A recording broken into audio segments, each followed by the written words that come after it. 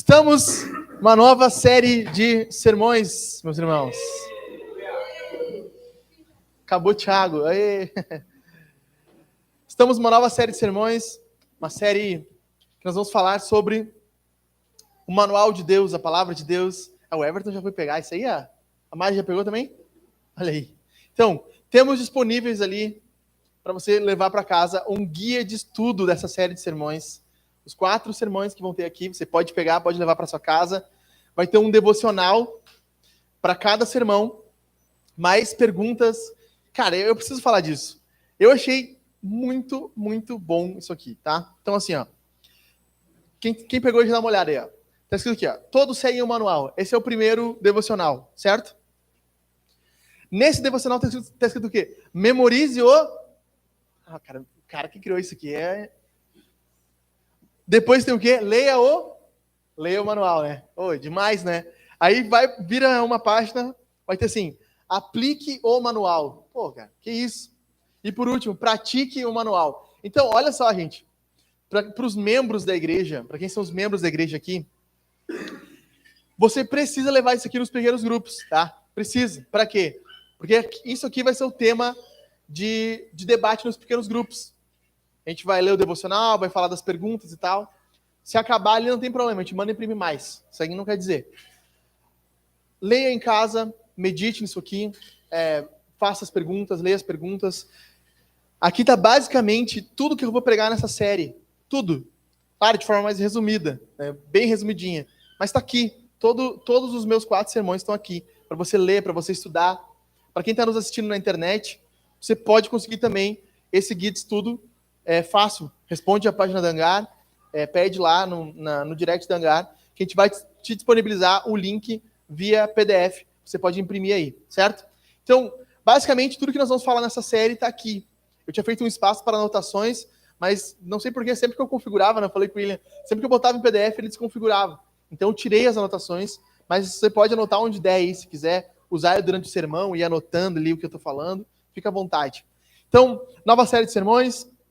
Eu estou muito animado, eu gosto de fazer isso, eu gosto de ter um material para vocês acompanharem, para vocês aprofundarem mais do que eu estou falando aqui.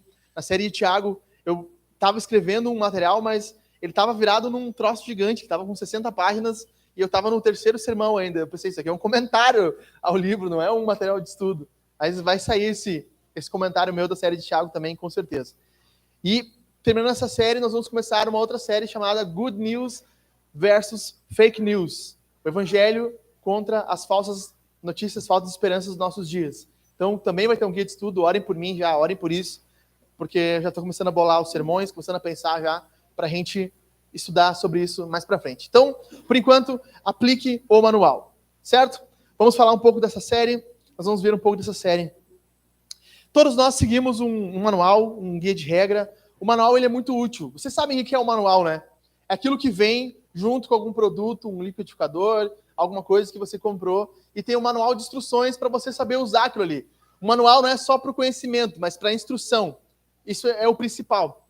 Eu lembro uma época, Everton, eu estava indo para Encantado, eu estava indo de Fiorino, e de repente, do nada, na Fiorino, parou de funcionar os limpador. E eu, cara, uma chuva, eu indo para Encantado, tinha passado o pedágio quase, um pouco antes do pedágio, acho, se não me engano, e chovendo, e o coisa não funcionava, o para-brisa não funcionava, o limpador não funcionava. E teve uma hora que eu tava com a cabeça para fora, dirigindo assim, pegando chuva, e até que eu achei um refúgiozinho onde eu podia parar. O que o homem faz quando ele encontra um refúgio onde ele pode parar? Ele vai olhar o manual. Imagina, eu peguei o manual do carro. Pensei assim, deve ter queimado o quê? Um fusível. Mas qual é o fusível que eu tenho que ver se está queimado? Aí abri o manual da Fiorino, tinha lá a caixa de manuais fusíveis e tinha alguns fusíveis extras ali para tu fazer a troca. Daí eu fui lá, procurei qual que é o fusível do limpador. É esse aqui. Fui lá, peguei um fusível reserva, botei, não funcionou. Ou seja, o problema não era o fusível, era algo que eu não conseguiria resolver ali. E estava chovendo e tal, o que eu fiz? Pensei, antes de eu voltar para Lajeado, eu vou até Encantado, que eu estou aqui uns poucos quilômetros, e a chuva deu uma acalmada, eu fui assim, devagarinho, bem devagarinho, trancando a pista. Se você estava naquele dia, você dizia, esse cara trancando aqui bem devagarinho, não estava chegando nada. Cheguei numa autoelétrica e falei, ó, troquei o fusível, não é o fusível. Alguma coisa central. Aí o cara abriu, ele testou na autoelétrica, encantado. Ele falou, sim, queimou a parte da central. Não foi só o limpador, tinha outras coisas que tinham parado de funcionar, só que eu não sabia. Enfim, o manual foi muito útil ali naquele momento para mim identificar o problema que estava acontecendo no carro, para identificar se tinha uma coisa ou não para mim fazer ali. Como eu estava dizendo para vocês, todas as pessoas elas seguiam por algum tipo de manual de instruções. Todos nós nos guiamos por alguma forma, algum modelo cultural, alguma filosofia, alguma psicologia. Todos nós, quando vamos pensar, devo ou não casar?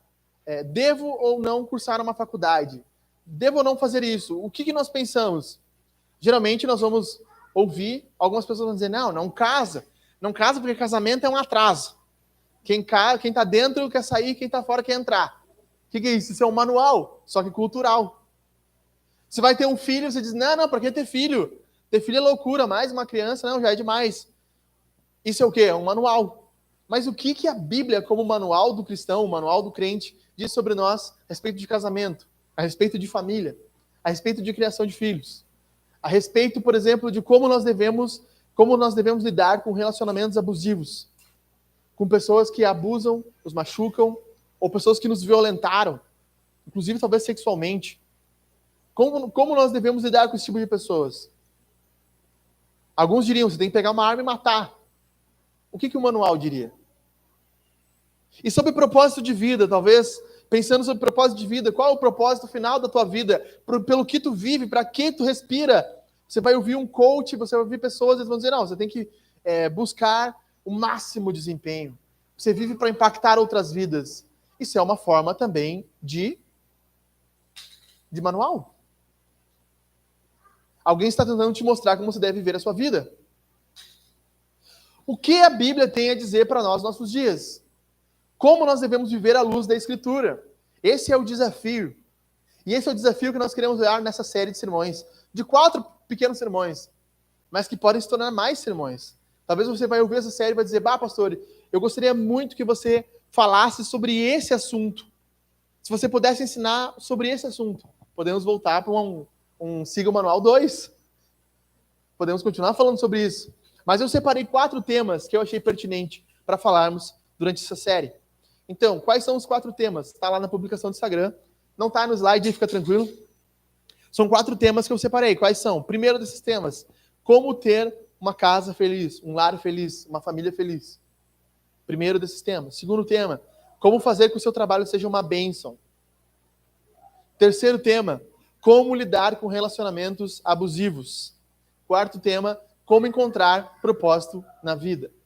Então, esses temas estão resumidos no guia de estudo. Vocês podem ler, vocês podem ter uma ideia do que eu vou falar nesses sermãos. Eu aconselho vocês a lerem, eu aconselho vocês a postarem, a marcarem, a divulgarem. Estou estudando lá na Igreja Hangar e tal, esse material aqui. Aconselho vocês a fazerem isso. Mas existem 4 principais manuais que nós vemos em nossos dias. Falando de manuais. Primeiro desses manuais, filosofia. Filosofia. Algumas pessoas acham que devem guiar sua vida conforme algumas filosofias. Quais são elas? Marxismo.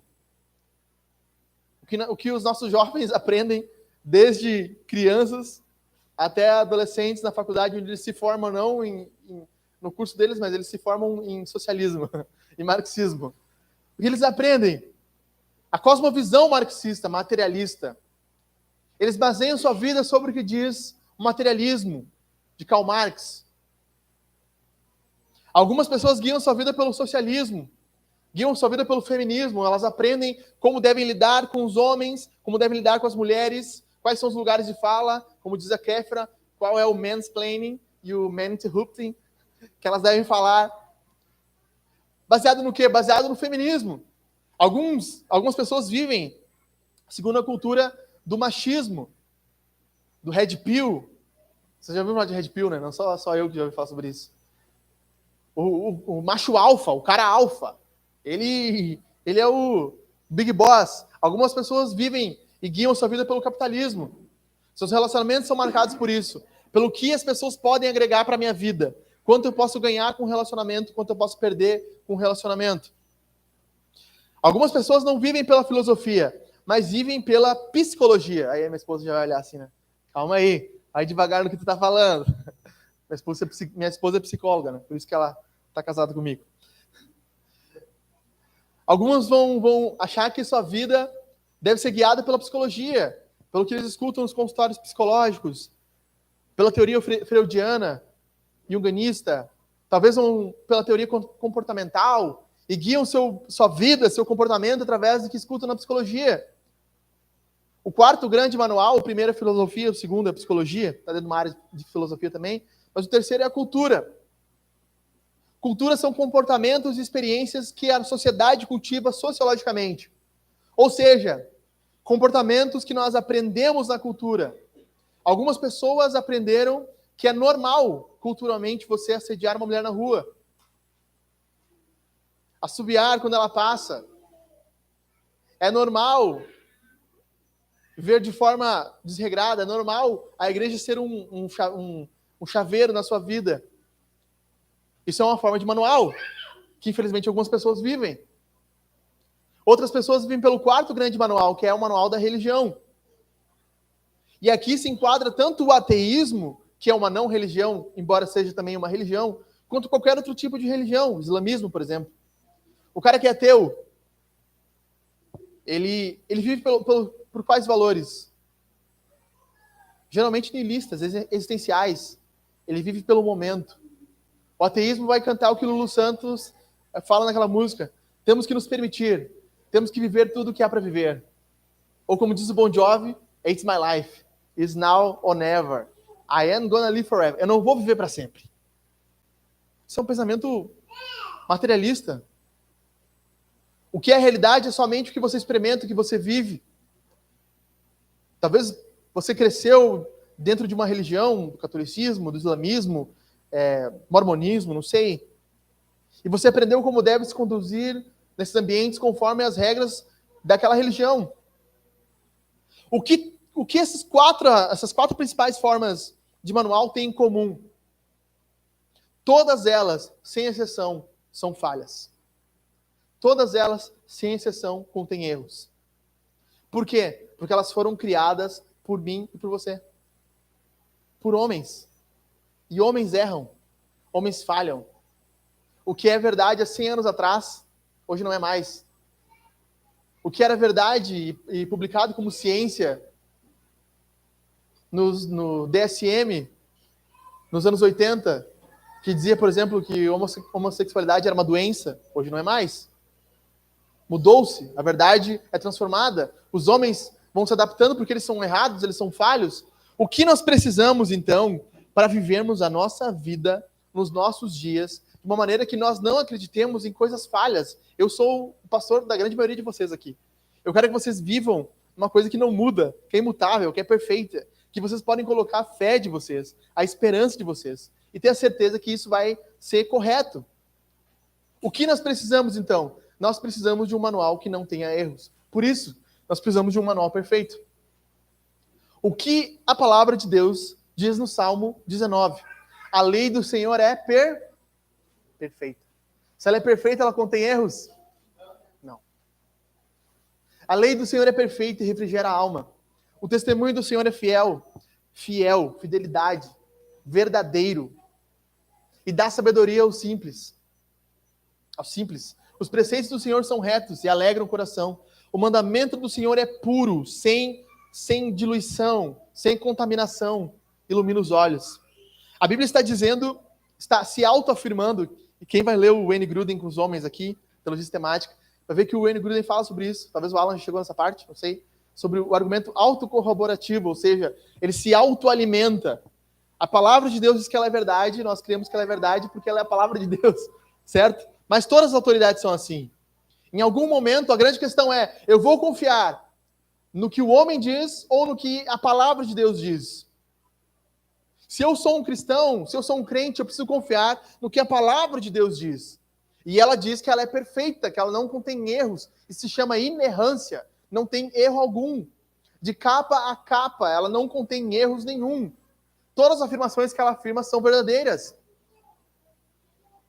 Também diz que toda a palavra de Deus é pura. Provérbios 30, versículo 5.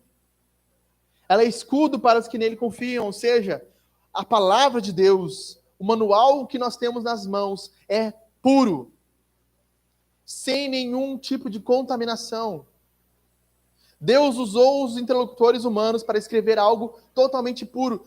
Tanto que Paulo, em 2 Timóteo, capítulo 3, versículo 16, diz: toda a escritura é inspirada por Deus e útil para o ensino. Uma outra tradução seria: toda a escritura é soprada por Deus. A palavra no grego, theopneustos, soprada por Deus. Deus soprou em cima do que os homens estavam escrevendo. Ele ditou a palavra de tal forma que ela não contém erros. Toda palavra, toda escritura é inspirada por Deus e útil para o ensino. Pega a sua Bíblia em suas mãos aí, se você tem agora. Pega ela e fala assim para você mesmo, em voz alta. Voltou aí? Volta lá para mim. Toda palavra de Deus é perfeita. Toda palavra de Deus é perfeita. Certo? Pegou aí? Volta para mim no M lá que caiu fora aqui. Então, a palavra de Deus é a forma que nós devemos guiar a nossa vida.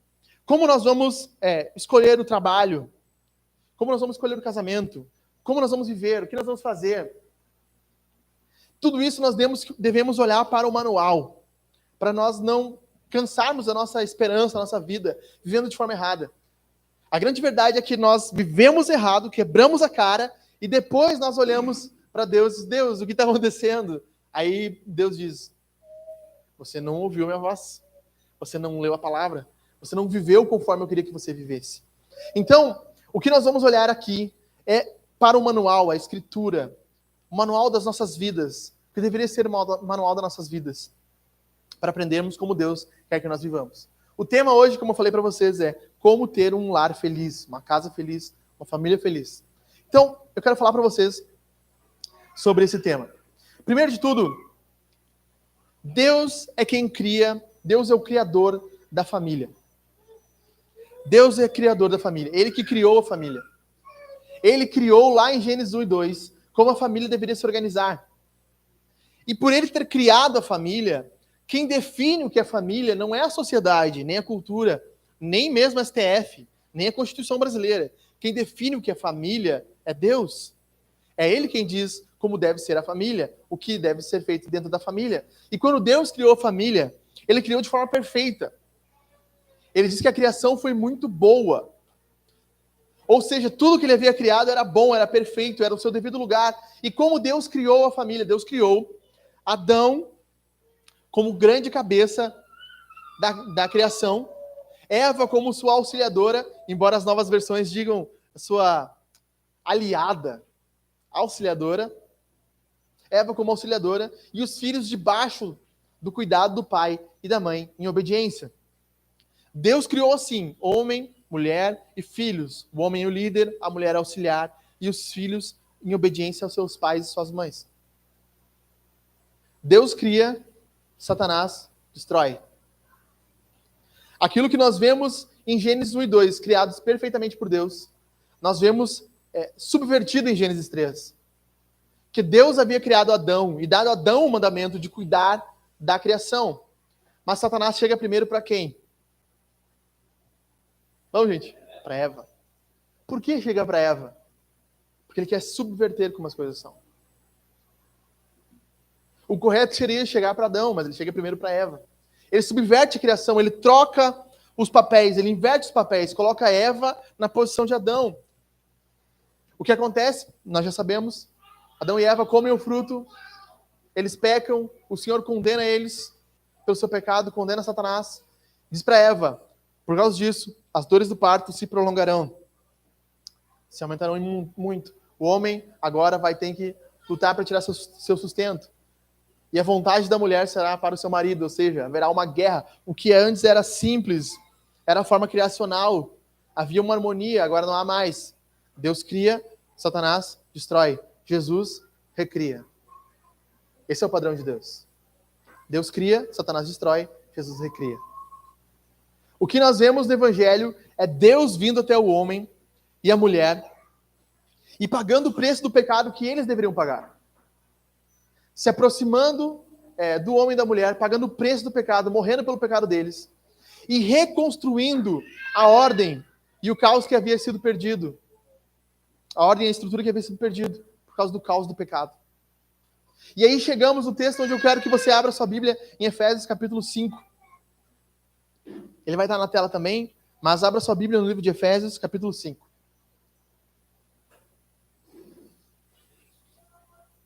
Onde nós temos a reestruturação da família à luz do Evangelho. O que Deus vai começar a fazer à luz do Evangelho. Efésios capítulo 5, você tem aí? Aberto? Vai chegar lá, vai dar certo.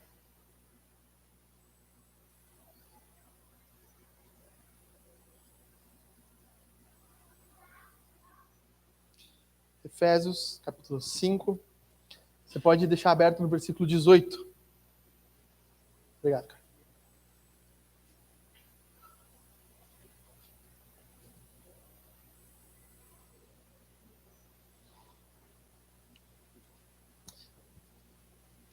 Acho que tá aqui, né? Tá, já tá aqui. Efésios capítulo 5, versículo 18 diz assim: E não se embriaguem com vinho, pois isso leva à devassidão, mas deixem-se encher do Espírito, falando entre vocês com salmos, hinos e cânticos espirituais, cantando e louvando com o coração o Senhor, dando sempre graças por tudo ao nosso Deus e Pai, em nome do Senhor Jesus Cristo, sujeitem-se uns aos outros no temor de Cristo. Pastor, mas a gente não ia falar do lar, da família, por que o Senhor leu isso aqui? Porque essa é a chave. Agora vou instalar um driver na cabeça de vocês. Agora eu tô instalando um drive aqui, ó. Essa é a chave para termos uma família feliz. Para termos um lar feliz. Antes de Paulo começar a organizar a família, ele fala do enchimento do Espírito. Por quê? Para uma família estar organizada, feliz, estruturada, para ter um lar feliz, você vai precisar do enchimento do Espírito. Não tem como.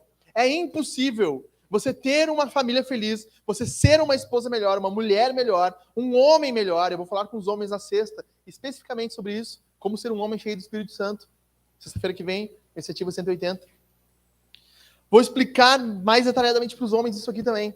Sem que você tenha o Espírito Santo. O ponto de início de um lar feliz é uma submissão, um deixar-se estar debaixo do Espírito Santo. Em algumas igrejas, as pessoas dizem, você tem que ser batizado no Espírito, ou batizado do Espírito. A expressão enchimento do Espírito e batizado do Espírito é a mesma coisa. A intenção é deixar-se estar sob a influência do Espírito Santo na nossa vida. Quando nós deixamos que o Espírito Santo domine a nossa vida, domine nossas ações, domine quem nós somos, domine a nossa mente, é óbvio que nós vamos ser homens melhores, mulheres melhores, filhos melhores. É óbvio que nós vamos ver isso acontecendo. O grande problema não é que há muita igreja na tua vida, o grande problema é que é pouca igreja, pouco palavra de Deus, pouco Espírito Santo.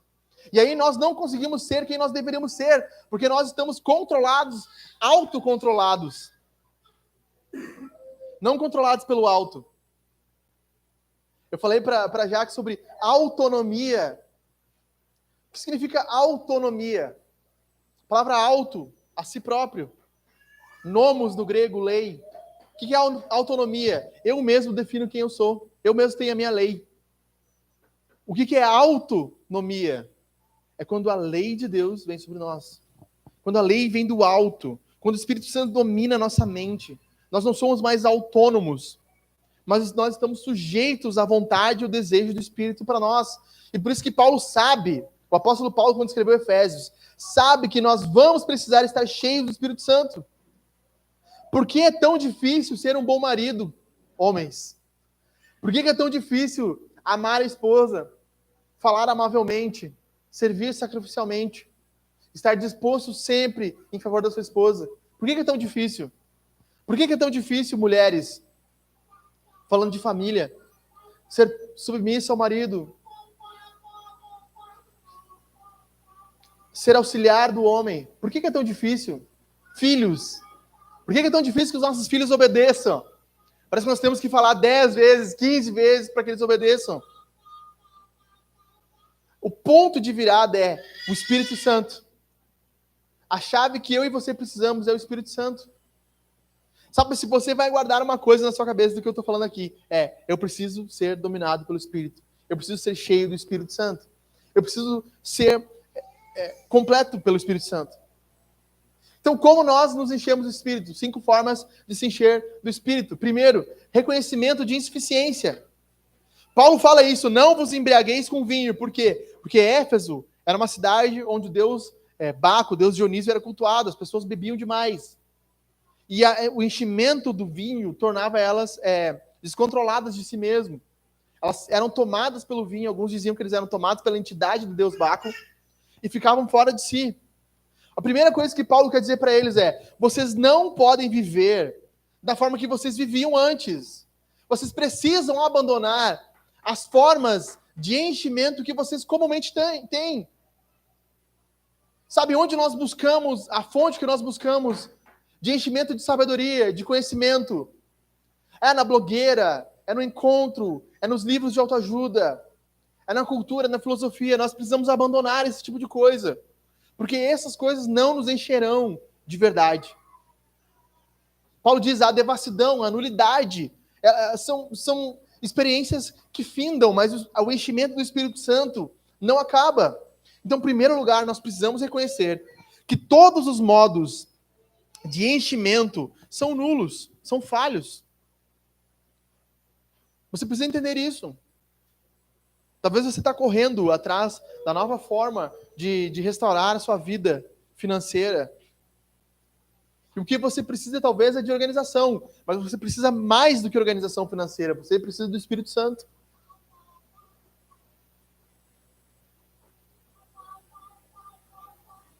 Segunda coisa, você precisa permitir acesso do Espírito à sua vida. O pessoal que é mais reformado, mas como assim? Eu dar acesso ao Espírito? Mas é óbvio. É óbvio. Você já reparou, uma vez o Augusto Nicodemos falou assim, você já reparou que nas igrejas presbiterianas não tem expulsão de demônio? Daí o pessoal, sim, não é porque aqui nós não damos espaço para isso. Deu, tá, interessante.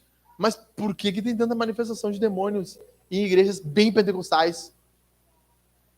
Porque eles estão mais sensíveis ao mover do Espírito. Aí tu, não, é sim.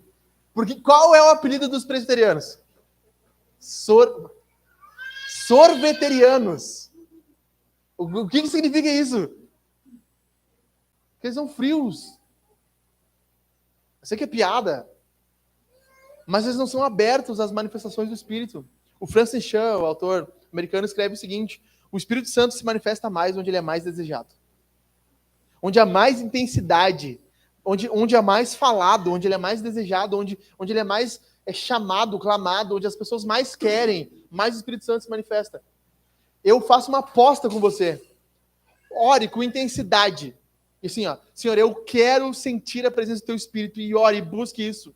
Eu duvido Deus não dar isso para você. Por quê, pastor? Porque Deus diz que os pais maus dão coisas boas aos seus filhos. Quanto mais Deus, o Pai de vocês, não dará gratuitamente a todos vocês o Espírito Santo. Nós precisamos clamar, pedir, Senhor, encha a minha vida do Teu Espírito. Encha-me de Ti. Eu preciso disso. Terceira coisa que nós vemos é comunhão. Paulo vai dizer ali em Efésios, capítulo 5, versículo 19, falando entre vocês com salmos, hinos e cânticos espirituais. Falando entre si, falando de si para si, falando entre vocês. Qual a ideia de Paulo? O enchimento do Espírito acontece quando nós estamos em comunhão, um com o outro. Quando nós estamos juntos. Neste momento, quando nós estamos cantando, falando da palavra de Deus, nós somos enchidos do Espírito Santo também. Você é enchido do Espírito Santo quando você canta em voz alta. Aquilo que você está cantando, você está sentindo também. E cantando um para o outro. Sabe, quando nós cantamos aqui, não é somente um cântico vertical a Deus. Só Deus está ouvindo a minha voz. Não, o seu irmão está ouvindo a sua voz. E de repente, o teu irmão pode estar passando por um momento de luta. E ele vê você do seu lado cantando assim, eu quero estar com Cristo, onde há luta. Aí ele olha assim, ele fica incentivado, cara. Tem gente passando luta e eu tenho mais irmãos aqui querendo estar nessa batalha feroz, junto com Cristo. Quarto, então você se enche cantando, como eu falei aqui. O povo de Deus é um povo que canta. Sempre foi assim. Êxodo capítulo 15, Deus abriu o mar morto, e o que eles fazem? Eles cantam. Eles fazem um canto. Miriam pega um pandeiro, a Miriazinha ali pega um pandeiro. Ah, o mar vermelho, o que eu falei? Mar morto não, mar vermelho, perdão, gente. O mar vermelho. Eu matei ele agora. Ele é vermelho, não é morto. Mar vermelho, e Miriam pega o... Não. Não é assim também. Miriam pega um pandeiro, eles fazem um cântico, eles dançam, Moisés faz uma música. O povo de Deus é assim. O povo de Deus canta. Canta hinos, canta salmos, canta louvores a Deus. Quinto, lendo a palavra. Por que lendo a palavra? Porque o texto paralelo, Colossenses e Efésios, foram cartas escritas juntas. E foram mandadas na mesma época. Paulo escreveu as duas cartas ao mesmo tempo. E o texto que é semelhante a esse, em Colossenses, que está em capítulo 3, Paulo diz que a palavra de Deus habite ricamente entre vocês. E aí, então, ele começa a falar de cantem uns aos outros, salmos, hinos e cânticos espirituais. Ou seja, quando nós ouvimos a palavra, quando nós vemos a palavra sendo pregada, a palavra sendo ensinada como ela é, nós começamos a nos encher do Espírito Santo. Por quê? Porque nós nos esvaziamos dos nossos pensamentos, nos esvaziamos dos nossos achismos e começamos a entender o que Deus quer para nós. Então, para eu e você termos um lar feliz, tudo começa nesse ponto. Enchimento do Espírito. Tudo começa aqui. Não adianta você querer ser uma mulher, um homem, um filho melhor, se você não tiver um enchimento do Espírito Santo. Sem o Espírito, tudo na sua vida vai cair. Sem o Espírito Santo, tudo vai ruir. E eu pergunto para ti, como está a busca pelo Deus Espírito na tua vida? Como está a busca por Deus na tua vida? Quando foi a última vez que você cantou um louvor aqui, você chorou cantando? Que você estava orando e você foi quebrantado pela oração? Qual foi a última vez que você sentiu Deus na oração? Você não só orou, mas sentiu que Deus te ouvia, que Ele estava ali. Algo físico marcou a presença de Deus na sua vida. Como está a vida de vocês, famílias da igreja, quanto aos cultos caseiros? Ao culto diário com a sua família.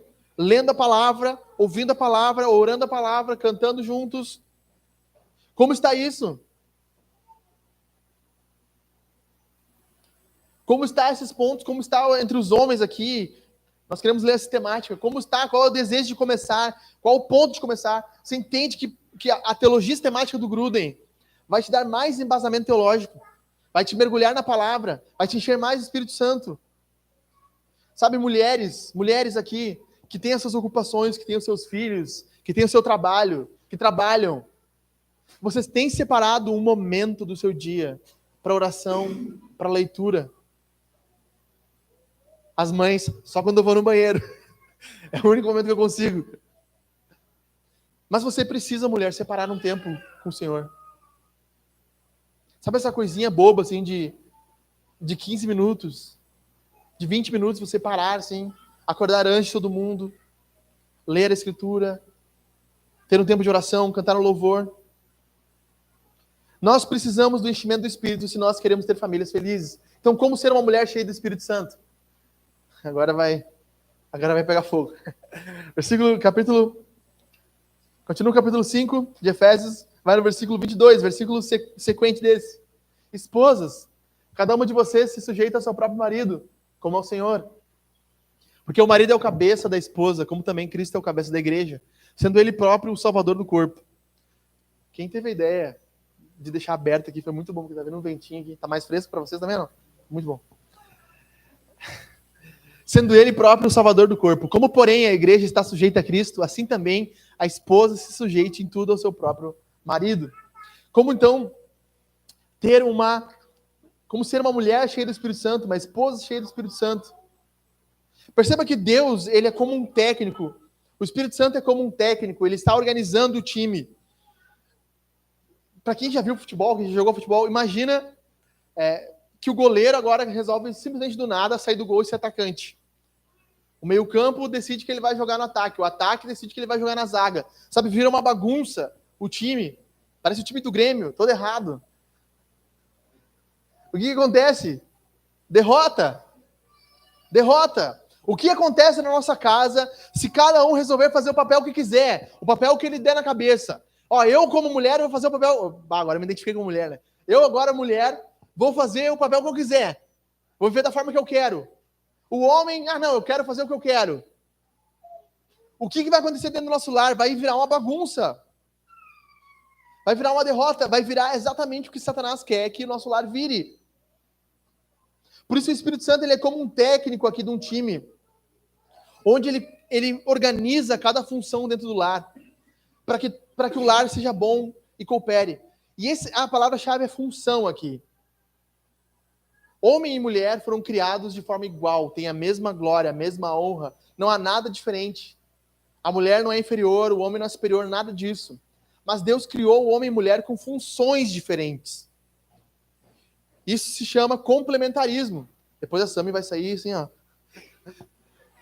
Isso se chama complementarismo, ou seja, Deus criou homem e mulher com funções diferentes para que eles se complementassem. O oposto disso é igualitarismo. Homem e mulher são iguais e têm as mesmas funções. Wayne Grudem chama isso de feminismo evangélico. Para ser polêmico. Feminismo evangélico. Ele tem um livro chamado O que é o Feminismo Evangélico? Wayne Grudem fala sobre isso. Quando há essa igualdade entre as funções dentro do lar, vai se criar uma bagunça, um caos. Não é, escutem isso, não é o que Deus quer para nós. O que Deus quer para nós é isso, como família. Nós podemos espernear, nós podemos chiar, mas nós não podemos... eu acho que Deus é mais sábio do que nós. Eu acho que Ele entende mais do que nós. Deus tem o melhor argumento. Então, o que é uma mulher cheia do Espírito Santo? É uma mulher que vai ser submissa ao seu marido e não a todos os homens. Ponto. Então, o que não é submissão, mulheres? Entre parênteses, se você quer um sermão só sobre isso, Família Guiada pela Fé, tem um episódio que eu falo só sobre isso. É 1h30, só sobre esse ponto. Eu vou só passar rapidinho aqui por cima. O que não é submissão, então? Submissão não é inferioridade. A mulher não é inferior ao homem. O homem não é superior à mulher. Submissão também não é cumplicidade irrestrita. O que significa isso? Alguns homens mal intencionados, vão dizer que a mulher tem que se submeter e submeter ao homem, inclusive quando ele está errado. O homem agrediu a mulher, ele tem que dizer assim, não, você não pode falar para ninguém. Eu tenho que ser submissa ao meu marido. Não. O homem mente, a mulher tem que mentir junto. Não. O homem rouba, a mulher tem que roubar junto. Não. Submissão não significa isso. Submissão não significa também que a mulher está sujeita ao homem para ser violentada, tanto com palavras, com ações, financeiramente ou fisicamente. Tinha um rapaz que violentava a esposa com palavras e com ações. Violência não é só tu deixar a pessoa com o olho roxo. Violência ela também é psicológica. Pode ser violência financeira. Tinha um casal que nós conhecemos há muito tempo atrás, que o cara casou com a mulher e roubou toda a herança dela. Gastou toda a herança da mulher. Violou ela financeiramente. Quando acabou o dinheiro, acabou o casamento. Que engraçado, né? Submissão também não é, como eu já disse, a todos os homens. Paulo diz que cada mulher seja sujeita ao seu marido. Se a mulher ela é solteira, ela não é submissa aos homens, de forma nenhuma. A mulher solteira, ela é submissa aos seus pais quando não é casada. Ela presta submissão aos seus pais. Ou a mulher que é separada, divorciada, ela presta submissão a Deus. O que submissão é, então? Submissão é cooperação. Quando a mulher entende o seu papel e ela coopera dentro do lar para que as coisas aconteçam conforme Deus quer. Isso é submissão. Algumas pessoas dizem, submissão é uma submissão, é estar debaixo da missão do marido. Isso as pessoas falam, porque elas têm medo de dizer o que quer dizer de fato, que a mulher deve estar submissa à liderança do marido. Ponto. Então, o cara não ficar assim, meio que pisa em vidros, assim, né? Não, é estar debaixo da mesma missão. Não. Essa missão é cooperação. É estar debaixo da liderança. Cooperar com a liderança do marido. Ponto. Isso é submissão. Então, algumas formas práticas de submissão para mulheres que têm marido, né? Óbvio. Permita que o seu marido lidere, tome a frente das decisões. Tem maridos que não são para frente. Então, como a mulher faz? Já deixa duas. É que nem a gente faz com as crianças quando vai vestir roupa. Você quer botar esse vestido ou esse vestido? Na cabecinha da Amanda, ela escolheu o vestido. Na nossa cabeça, a gente sabe que a gente guiou ela à escolha. Tem vezes que não tem. O marido, ele é um paradão. Então, a mulher, ela mais ligada, ela consegue dizer para o marido, deixar que o marido lidere, sem que ela tome a frente. Sabe, dar as opções, dar os caminhos. Você, mulher, precisa fazer isso. Deixe que o homem tome as decisões. Meu amor, tu prefere hoje que eu faça isso ou isso?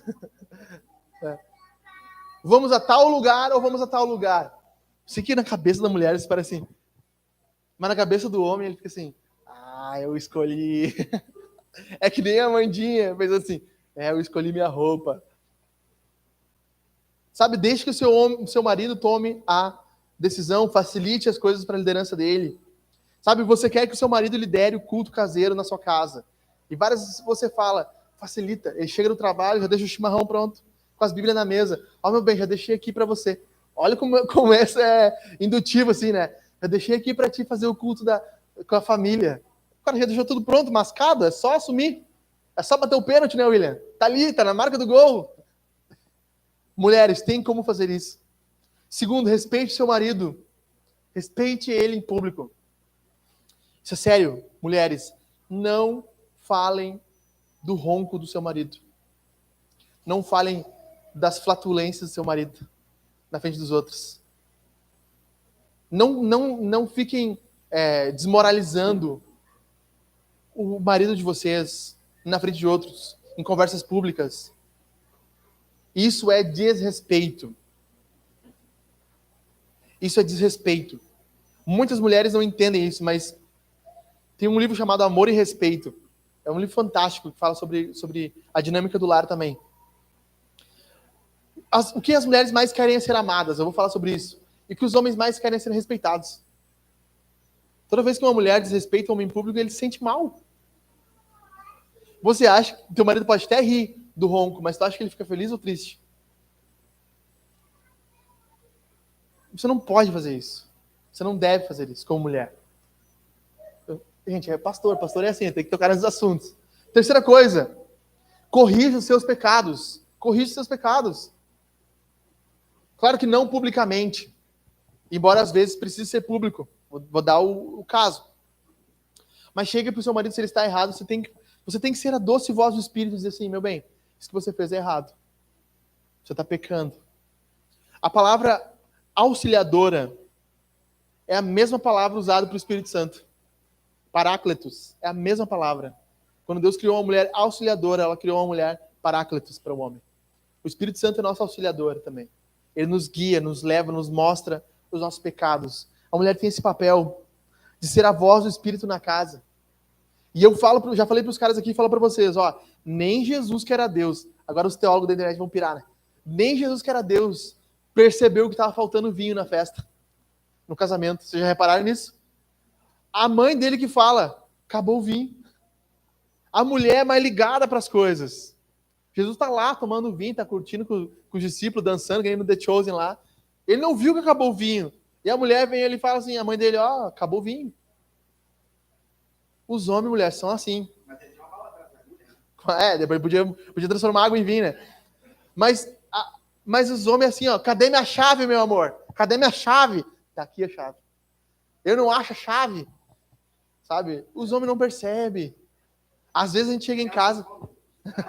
Não, às vezes a gente chega em casa, fomos jantar, fomos almoçar na casa de alguém. E daí a Jaque, a nossa esposa, fala assim, não, tu viu isso, aquilo? E o cara assim, não vi, não percebi que tal pessoa falou isso. É porque a mulher tem essa percepção. E ela deve auxiliar o marido também nesses pontos. Quarta coisa, oportunizando momentos de serviço. Mulheres, isso é muito sério. Você que é casada, você precisa deixar que o seu marido tenha tempos de serviço a Jesus. Tempos de estar com outros homens aprendendo. Agora nós estamos lendo a sistemática. Proporcione momentos para que seu marido tenha tempo para ler a sistemática do Wayne Grudem. É 1.800 páginas. Ele vai precisar de um tempinho assim, diário para fazer isso aí. Tem esse momento, esse tempo. Ó, meu bem, ó, pega aqui, ó. Toma um cafezinho agora, vai lá ler o teu livrinho. Pega o teu livrinho aqui, pega esse livrinho que tem 2 quilos, vai lá, lê ele. Ainda bem que ele é pesado, não consegue tirar. Não, vai, pega aqui, ó, pega com cuidado, joga ali. Pega o teu livrinho e vai. Vai ler um pouco. A pergunta que fica para nós é: qual voz nós vamos ouvir? Qual manual nós vamos ouvir? O manual da cultura, o manual de Deus? Nós vamos ouvir que a mulher ela deve buscar a sua autonomia, a sua independência, ela deve ser empoderada, ela deve ter um shortinho enfiado, vocês sabem aonde? Ser mulher hoje em dia é o quê? Você ter liberdade sexual para transar, dormir com quem você quiser. Isso é o que a cultura diz que é ser mulher. O que Deus diz que é ser mulher. Você se importa com a voz de Deus? Estamos falando aqui sobre casamento, lar. Nós poderíamos falar sobre feminilidade. E o local para se falar mais sobre feminilidade é no Encontro das Mulheres, onde as mulheres falam sobre isso. Vão ler aquele livro da feminilidade esse ano? Não sei se é esse que vão ler. Mas vão ler outros livros. Tem um livro muito bom da Eliot, como é que é? Deixe-me ser mulher. Esse livro é fantástico. Eu quero entender o que é ser mulher. Esse vocês vão ler. Então era esse que eu queria. Esse livro que o pastor queria que as mulheres lessem. Deixe-me ser mulher. Eu não tenho esse livro, compra esse livro. Ele é um livro um pouco caro, né? R$50, não é? Tá, então tá mais barato ainda. Compra esse livro, compra pra tua mulher. Ó, mulher, lê esse livro aí. Deixe-me ser mulher. Deixe-me ser mulher. Que voz você vai ouvir nessa noite? A voz da cultura ou a voz de Deus? Sabe, mulheres, não tenham medo de ser mulher de Deus. O que o nosso mundo quer é sufocar a sua voz. Você pode ser o que quiser, desde que você não queira ser uma mulher dona de casa, tenha os seus filhos. Você pode ser o que quiser, desde que você não seja o que eles querem para ti. Que o feminismo empurra para as mulheres hoje em dia. E é normal, o mundo não vai te entender. Deixa eu te dizer uma coisa, Jesus disse que o mundo não entenderia. Jesus disse, se perseguiram a mim, vão perseguir vocês também. O mundo não vai compreender a forma de vida que a mulher bíblica tem. Os anseios que a mulher bíblica tem. A mulher da cultura quer o quê? Ser uma grande empresária, dominar o ramo de negócios. O que a mulher da Bíblia quer? Ter o seu filho, sua família, ter o seu esposo, honrar o Senhor Jesus com a sua vida. Se a vida dela é ser solteira, se é solteirice eterna também, tem mulheres que têm chamado para isso, querem ficar solteiras. Servir ao Senhor Jesus. Não tem opção, eu falo para os solteiros. Quais são as opções? Ou casa ou fica solteiro. E se é solteiro, serve a Deus. Não tem. Paulo, em 1 Coríntios 7, diz isso. O solteiro se dedica ao Senhor, o casado se dedica à sua família. Então só tem 2 opções. Se você quer ser uma mulher nos nossos dias, seja uma mulher de Deus. Ocupada nas ocupações de Deus. Se o marido não é crente, a submissão é mais difícil ainda. Meu marido não é cristão, é mais difícil. Porque se com o crente é difícil, imagina com o não crente. Se com o crente é uma treva, que alguém que está do teu lado entende Jesus, quer pedir perdão, quer se reconciliar. Imagina com o não crente, que não entende nada disso. Mas Pedro diz que a mulher ganha o seu marido através da sua submissão a ele. 1 Pedro, capítulo 3. Ganha o seu marido. Sabe, pega esses conselhos aqui que são gerais e aplica em casa. Honra o teu marido. Chega em casa, abraça eles, meu, obrigado por ser esse marido que tu é. Talvez ele não é tudo isso, mas agradece. Sabe, tem aquela mulher que tá bem famosa agora no Instagram lá, barriga cheia, saco vazio. Já viram essa mulher aí? Ela tá famosa, mas ela fala umas coisas tão básicas. Honra o teu marido. Diz, pelo menos uma vez por dia elogia ele uma coisa. Mas daí é simples, gente. É simples. Sabe, você pode ganhar o seu marido assim, em submissão a ele, em amor a ele, servindo ele. Homem. E aí, homens? Homens. Pergunta sincera, vocês oram pela mulher de vocês? Vocês colocam a mão na cabecinha dela? Senhor, enche minha mulher do Espírito Santo. Que eu seja uma boa mulher, que eu seja um bom marido para ela, um marido que ela mereça. Que ela seja a melhor mulher do mundo. O Senhor guarde ela dos pensamentos ruins. Você ora por ela? Se você não ora, precisa começar hoje. Aí tu tá aqui se cutucando, né? Ó, tá vendo? Tu não é submissa. Tu não ora uma vez por ela. A última vez que tu orou por ela, ela estava no hospital doente. Homens, como ser um homem cheio de Espírito Santo? Maridos, cada um de vocês ame sua esposa, como também Cristo amou a igreja e se entregou por ela, para que a santificasse, tendo-a purificada por meio da lavagem de água pela palavra, para apresentar a si mesmo como igreja gloriosa, sem mancha, nem ruga, nem coisa semelhante, porém santa e sem defeito. Assim também o marido deve amar a sua esposa, como ama o próprio corpo. Quem ama a esposa ama a si mesmo, porque ninguém jamais odiou o seu próprio corpo. Ao contrário, alimenta e cuida dele, como também Cristo faz com a igreja. O que é então um marido cheio do Espírito Santo, homens? Um marido que lidera o seu lar. Um marido que toma a frente do lar. Ele imita o exemplo de Cristo. Ele ama sacrificialmente como Jesus amou a igreja. Alguém vai liderar o lar de vocês. Mulheres, ouçam isso com atenção. Homens, ouçam com mais atenção. Alguém vai liderar o lar de vocês. Alguém vai liderar o lar de vocês. Se não for o seu marido cheio do Espírito Santo, vai ser um marido não cheio do Espírito Santo. Vai tornar extremamente difícil a tua vida. Se não for o seu marido, o diabo vai liderar a sua casa. Através de pecados, mentiras. Se o diabo não liderar a sua casa, tomar as rédeas de como as coisas funcionam, os problemas vão liderar a sua casa. Você vai viver sempre atrás dos problemas. Sempre atrás dos problemas. Como assim? Posso dar um exemplo para vocês. Tem vezes que já teve domingos, por exemplo, que a Elisa não tinha dormido nada bem à noite. Eu podia chegar aqui no domingo e dizer para vocês, meus irmãos, eu acordei 8 vezes à noite. Tá horrível. Para me pregar hoje aí vai estar um caos, nem consegui fazer o sermão. Eu seria um bom líder ou um péssimo líder? Quem está liderando a minha casa? Eu ou o problema? Exatamente, problema. Problemas vão acontecer, problemas financeiros, problemas na casa, problemas com os filhos. O problema é você deixar o problema tomar o controle.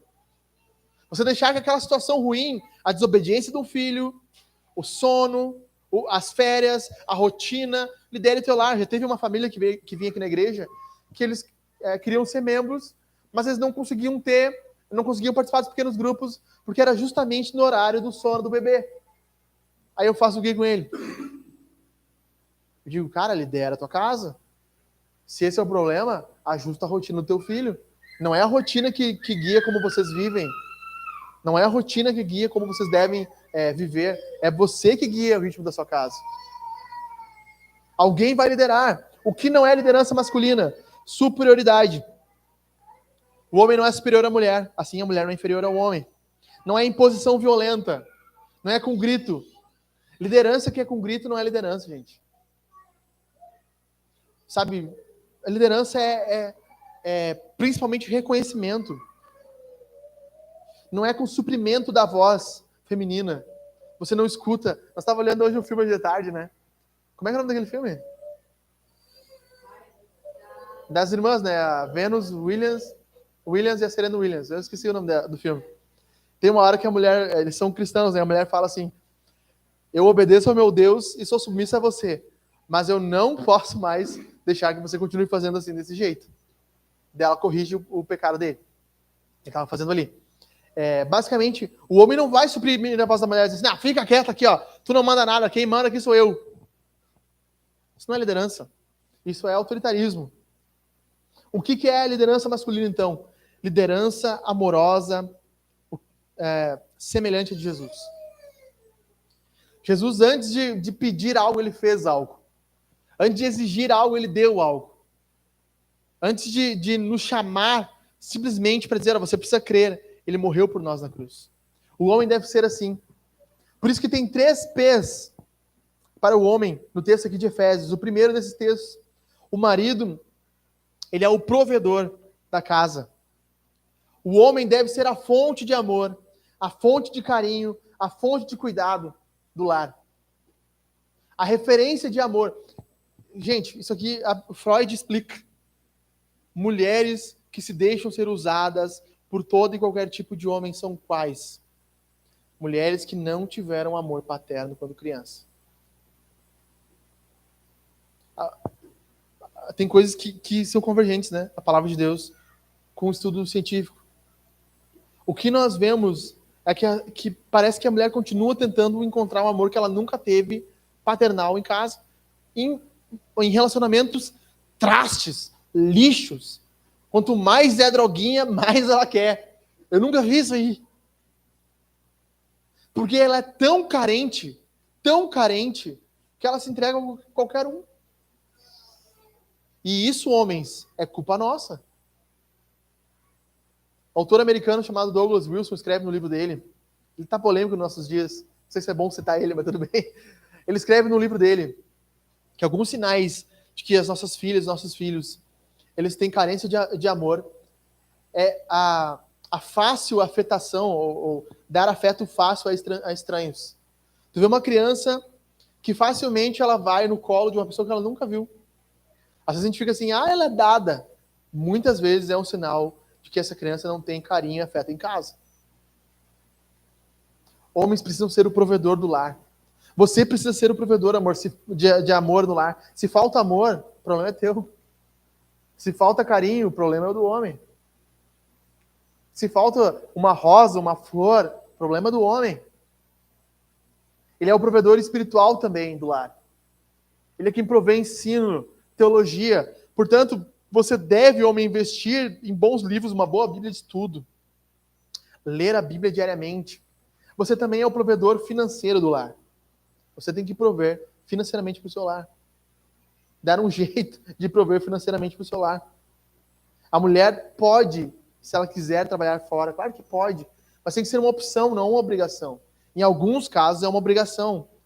Não tem o que fazer. O cara esgotou todas as alternativas e ainda assim não deu. A mulher tem que trabalhar. Paciência. Mas eu gostaria de ver dos homens da igreja assim um desejo. Não, eu gostaria que a mulher pudesse optar se ela quer ou não quer trabalhar. Se ela quer se sujeitar a um trabalho formal, a um chefe, ela pode se sujeitar. Se ela não quiser ficar em casa, quiser cuidar das crianças, ela pode ficar também. Segundo P, o P de pastoreio. O homem precisa ser o pastor do lar. Cuidar do coração da esposa. É o que Paulo diz aqui. Para que santificasse, tendo-a purificado por meio da lavagem pela palavra, no versículo 26, perdão. Ou seja, o homem é aquele que santifica a mulher pela palavra. Ele prega a palavra. Aqui na igreja, nós temos a cultura do homem ser o pastor do lar. Ponto. Uma vez eu conversei com um cara que queria se tornar membro da igreja, ele falou assim, agora fica atento aí que agora tu é o pastor da minha família. Eu falei assim, não. Negativo. Eu sou o teu pastor e tu é o pastor da tua casa. Eu te ajudo a pastorear a tua casa. Ponto. Eu não sou responsável pela tua família, tu que é responsável pela tua família. Nós temos essa cultura aqui na igreja. Terceiro P, protetor. Limpando, curando, vigiando contra ataques malignos, sejam eles espirituais. Pode haver ataque diabólico na sua casa, você nem sabe. Pode haver até ataques demoníacos contra a sua família e você nem sabe. Ataques físicos. Agressões contra a sua esposa. Ataques emocionais. Essa semana entrou em contato comigo um pastor lá do Rio Grande do Norte. E ele mandou mensagem chorando no Instagram. Queria um conselho. Porque na igreja onde ele estava, havia se espalhado uma fofoca contra a mulher dele. E as irmãs da igreja não olhavam mais para a mulher dele, não sei o quê. Ele foi falando assim. E eu falei, cara, tu é o protetor da tua esposa, cara. Tu não pode deixar isso acontecer. tem que encontrar as pessoas que fizeram isso, confrontar elas, para que se peçam perdão, se arrependam. Você tem que proteger a tua mulher dessas coisas. É a sogra que fala mal de ti, mulher. Maridos, isso não pode acontecer. Você não pode deixar a sua mãe falar mal da sua esposa. Você não pode deixar ninguém falar mal da sua esposa quando ela estiver certa. Se ela estiver errada e alguém for confrontar ela, aí ok, é uma coisa. Mas quantas famílias são quebradas porque o marido não defende a mulher? A mãe fala assim, tu deveria ter casado com a Joaninha mesmo, que era bem melhor. Cara, é inadmissível que você deixe a sua mãe falar assim da sua esposa. Inadmissível. Inadmissível. Você não pode permitir, homem. Você não pode permitir. Então, quem nós vamos ouvir como homens? A voz da cultura, que cada vez mais tem dito que os homens não são responsáveis, que eles são omissos, que tem empurrado os homens para o escanteio. Tem falado mais sobre igualdade, que não é igualdade, que é um suprimento da responsabilidade humana do homem. Quem nós vamos ouvir, homens? A voz de Deus ou a voz da cultura? Quem que vocês querem ouvir? Que manual vocês vão seguir? Assuma o papel no seu lar. Seja o líder que Deus espera que você seja. Tome a frente das situações, das emoções. Tome a frente da liderança do seu lar. Não deixe que o diabo lidere. Não deixe que os problemas liderem. Não deixe que outras pessoas liderem o seu lar. Você deve liderar o seu lar. Você deve estar preparado para o seu chamado de liderança. Busque bons livros. Ande com bons homens. Leia a Escritura. Tema a Deus. Esse é o meio de você ser um ótimo líder na sua casa. Mulheres não temerão estar debaixo da liderança de um homem que teme a Deus. Um homem que teme a Deus nunca, jamais, em nenhuma hipótese, em nenhum momento vão machucar a sua esposa. Propositalmente. E nós sempre vamos lidar com homens abusadores. Custe o que custar, você sabe. Custou bastante. Nós expulsamos aqui do meio. Nos custou bastante. Custou bastante para mim. Você sabe mais do que eu. Ou eu sei mais do que vocês. O cara tentou me atropelar. O cara veio pra cima de mim com um taco de beisebol na rua. Por quê? Porque nós descobrimos a violência dele contra a esposa. Expomos o pecado dele. Não temos medo disso. Ano passado, começou o ano, eu comecei pregando um sermão parecido com isso. E falei, se nós tivermos que colocar a mão em abusadores, nós vamos colocar. Não vamos ter medo. Deus não colocou um covarde aqui na frente. Como são os filhos cheios do Espírito Santo? Filhos, obedeçam a seus pais no Senhor, pois isto é justo. Honre seu pai e sua mãe, que é o primeiro mandamento com promessa, para que tudo corra bem com você. E você tenha uma longa vida sobre a terra. E vocês, pais, não provoquem seus filhos a ira, mas tratem de criá-los na disciplina e na admoestação do Senhor. Então, o que nós vemos em nossos dias? Por que eu estou falando de filhos? Porque a gente está falando de lar, estamos falando de marido e mulher, e a cultura odeia crianças, certo? A cultura odeia crianças. Mulheres, quando engravidam de novo, a primeira coisa que elas ouvem, mas já? Mais um filho? Nem o primeiro, nem está crescido ainda. Já vai ter mais um. Ou se não é pelo ódio às crianças, é pela renegação. O que hoje nós fazemos com os nossos filhos? A grande maioria das vezes, nós terceirizamos a educação deles. Jogamos ele numa creche, jogamos ele numa escola. Tem casos que são assim. Mas sabe, eu penso assim, ó. Tu não pega o teu carro e dá na mão de uma pessoa que tu nem conhece, diz assim, ó, fica aí 8 horas por dia com o meu carro. Mas a gente faz isso com os nossos filhos. Já repararam? A gente leva até a porta da escola e, ó, pega aqui, professora. Tu não sabe o nome dela completo. Tu não sabe o perfil dela. O mínimo dos mínimos, pais, se vocês vão botar na escolinha o filho, é vocês pesquisar o nome da professora, ver o que ela posta, o que ela fala. Quando vê, tu tá entregando teu filho para uma mulher ali que é diabólica. Tá ensinando as crianças lá o bandismo dentro da sala de aula e tu nem sabe. Não sejam ingênuos. Todos têm uma religião e eles vão tentar te converter para ela.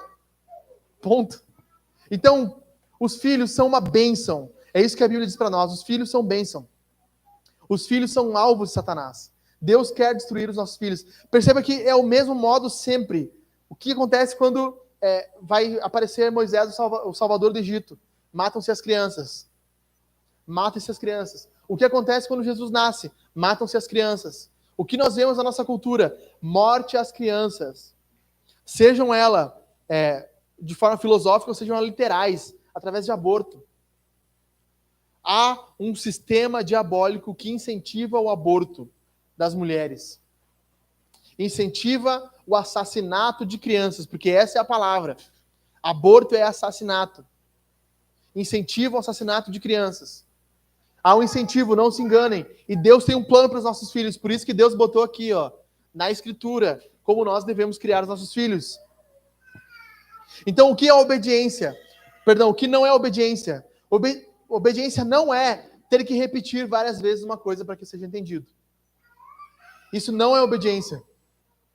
Obediência não é obedecer com birra. Batendo o pé, batendo as mãos. Obediência não é fazendo careta. Tu ordena uma coisa, a criança vira os olhos. Isso não é obediência. Isso é desobediência. Tem uma história engraçada. Uma criança no culto, em cima da cadeira, pulando a cadeira. E o pai falou para ela, para, filho, para. Ela não parava. Para, meu filho, não parava. O pai levou pro banheiro, teve uma conversa com a criança, voltou. Ela sentou na cadeira. Ficou balançando os pezinhos, que nem o Denis Pimentinha, assim. Daí ela falou, papai, tô sentado agora. Mas no meu coração eu tô de pé. Isso não é obediência. Isso não é obediência. Toda desobediência é um desafio contra a autoridade. E se você não barrar o seu filho agora, alguém vai barrá-lo quando ele tiver 16, 18 anos. Se você não barrar ele agora, você vai visitar ele na cadeia para levar marmitinhas, roupinha dele. Você vai visitá-lo. O que nós vemos na nossa sociedade você não deve pedir obediência dos filhos. A cultura diz que nós devemos ter uma criação positivista, sem dizer não para a criança. Vai ver daqui uns anos na FEBEM aí. Vai ver daqui uns anos nas cadeias aí. Os Enzo, os Lorenzo, os Vicenzo, as Valentina na feminina, na prisão feminina. Estão lá. Estão lá. Nunca receberam um não. Crianças que querem se matar porque elas recebem um não de um pai. Mas onde se viu isso? Cortou os pulsos por quê? Porque meu pai disse que tinha que desligar o computador. Porque nós nunca depositamos amor, carinho e afeto e pedimos obediência. Douglas Wilson, de novo, escreve sobre isso. Obediência é como um banco. Você não pode ficar pedindo sempre. Você tem que depositar. Porque se você ficar pegando sempre obediência, você vai ficar no vermelho.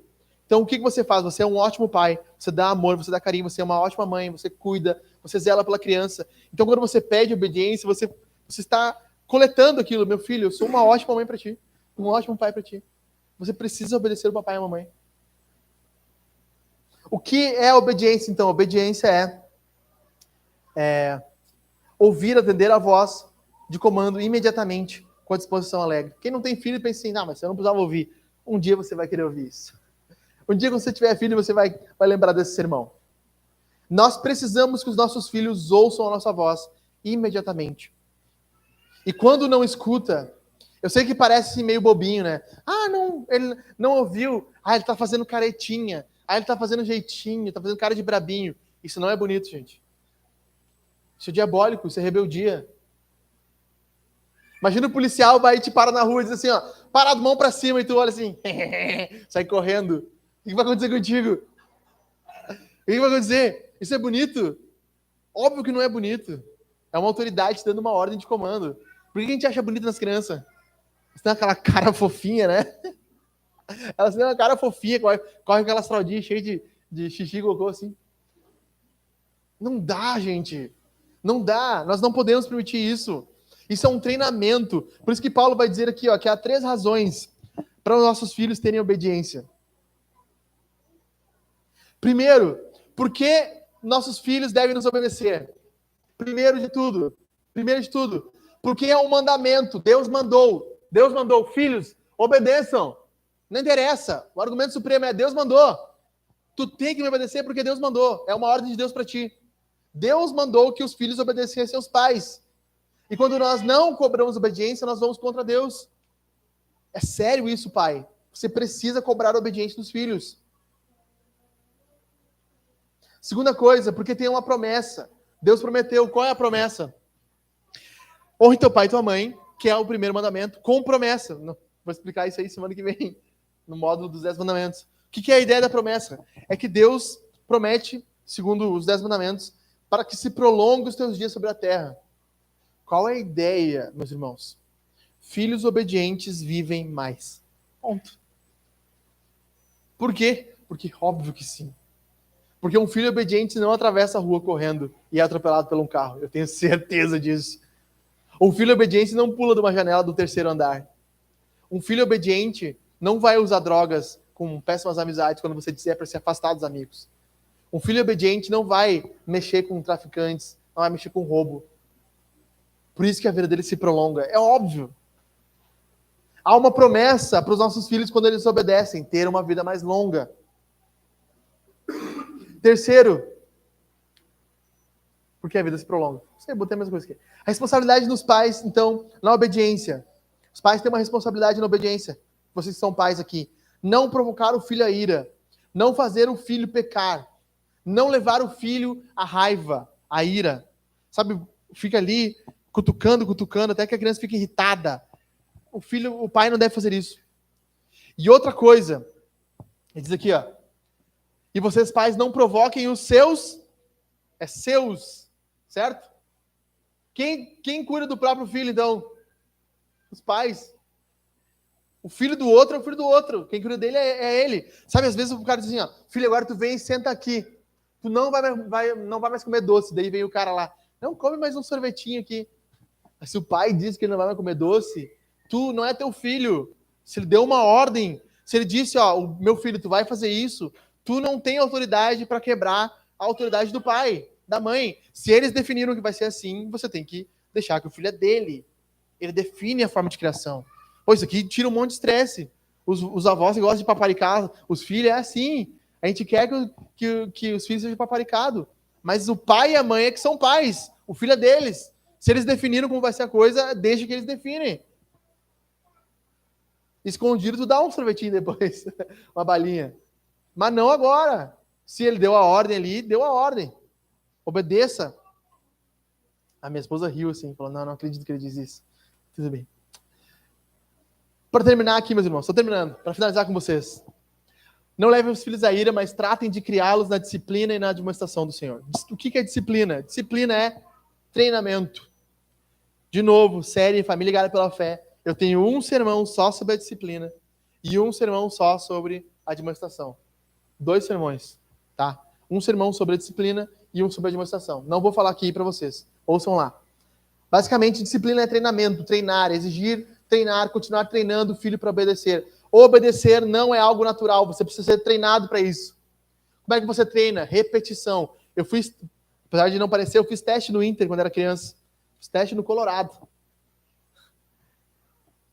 E eu tava lá no rachão, assim, e de repente um rapaz recebeu uma bola de frente, foi bater o gol, foi bater no gol e perdeu. E o treinador apitou e falou, não, pode parar, todo mundo volta para a mesma posição, tu vai receber a bola do mesmo jeito e agora tu tem que fazer o gol. Foi lá, chutou e perdeu de novo. Todo mundo volta para a mesma posição, tu vai receber a bola do mesmo jeito, tu vai bater e fazer o gol. O que é isso? Disciplina. Treinamento. Nada na nossa vida acontece sem treinamento. A obediência é igual. A admoestação, o que é? Correção. Chamar a atenção, expor o correto, expor o erro da criança. Muitos pais só chamam a atenção para mostrar o que é errado. Você não devia ter feito isso no teu amiguinho. Não devia ter batido no teu amiguinho. Isso é bom, mas você tem que mostrar o que é correto também. Meu filho, você não pode bater no seu coleguinha. Pelo contrário, você tem que fazer carinho, cuidar dele. Você tem que ser cuidadoso. Pede para ele repetir. Isso eu ensinei naquela série. Passo a passo como fazer uma correção. Eu não vou falar aqui. Está ensinado lá, passo a passo. Então, quem nós vamos ouvir a voz da cultura? Os filhos são um estorvo. Não servem para nada. Agora apareceu no Reels lá no Big Brother, o cara lá, a mulher. estamos com saudade de ti, meu amor, não sei o quê. Aí mostrou um pugzinho assim. Daí ela fez a voz do pug. Papai, eu estou com saudade de ti. E o cara... Assim, os pais de pet são fogo também, né? Tá louco. Antigamente no Big Brother aparecia as crianças. Agora aparecem os pais de pet. Chorando porque viu o pet na TV. A cultura diz que o pet, que o cacto é muito melhor. Não dá tanto trabalho ter um cachorro. Não fala, não incomoda, a maioria das vezes obedece. Mas os filhos são bênçãos, são herança. Isso é o que Deus diz para nós. Para terminar, então, meus irmãos. Aqui, ó. A dinâmica do lar é cheia do Espírito Santo. Estou terminando. Efésios 5, 21, que nós lemos antes. Dando sempre graças por tudo a Deus Pai, em nome do nosso Senhor Jesus Cristo. Sujeitem-se uns aos outros no temor de Cristo. Paulo dá dois mandamentos aqui para que nós tenhamos uma boa dinâmica no nosso lar. Primeiro, você não vai conseguir brigar dentro da sua casa se você for alguém grato. Se você a todo momento der graça por tudo e em tudo. Não tem como brigar com alguém que está sempre agradecendo pelo que Deus faz. Não tem como brigar com alguém que é cheio do Espírito Santo nesse sentido. Não tem como brigar com alguém que é sujeito também um ao outro dentro do lar. O que é sujeito? É servidão, serviço. Alguém que está disposto a servir sempre dentro da casa. Não tem, como o cara diz, a tua esposa não vai brigar contigo se você estiver lavando a louça. Certo? Não tem como isso acontecer. Então, se o marido estiver sujeito à esposa, no sentido de servir ela, se a esposa estiver sujeita ao marido no sentido de servir o marido, o teu lar vai entrar em harmonia. E isso é resultado do Espírito Santo. E por isso que Paulo dá aqui, o fruto do Espírito é amor, alegria, paz, longanimidade, benignidade, bondade, fidelidade, mansidão, domínio próprio. Pessoas marcadas pelo Espírito Santo são pessoas cheias assim. Então eu coloquei aqui para terminar 8 passos e um segredo para ter uma família feliz. Agora eu vou instalar o drive na cabeça de vocês aqui. 8 passos e um segredo para ter uma família feliz. Primeiro, amor. Você precisa amar sempre. Sempre. Amar é se entregar, é se doar. Você marido, você mulher, você jovem que não é casada, que não tem marido ainda. Você criança, aqui ouvindo, você precisa amar os seus pais. Amar os seus pais. Amar a sua família, amar a sua casa. Ame sempre. Segundo, tenha alegria, seja uma fonte de alegria no seu lar. Se alegre sempre, deem graça sempre pelo que vocês têm. Terceira coisa, paz. Uma paz capaz de sobrepor o caos do lar. Se tem alguém aflito, confuso, com raiva, seja a paz do lar. No livro Amor e Respeito, ele conta uma história de uma mulher, de um cara que estava mal financeiramente, cortaram a luz da casa dele, e quando ele chegou em casa, tinha tudo para estar um caos. A mulher assim, tu vê, não consegui fazer nada, cortaram a luz. O que a mulher fez? Ela fez um jantar à luz de velas. E falou, meu bem, nós estamos sem luz, mas hoje nós vamos jantar à luz de velas. Cara, isso é paz. Isso é paz no meio do caos. Paz. Tenha paz. Tenha paciência, longanimidade. Suporte. Tente outra vez. Tente de novo. Tente mais uma vez. Ah, não deu certo. Perdoe e tente outra vez. Ah, mas eu já falei. Fale outra vez. A dinâmica do lar é assim. Quinto, bondade. Olhe com bondade. Mulheres, olhem com bondade para tudo. O seu marido não é seu inimigo. Homem, a sua mulher não é sua adversária.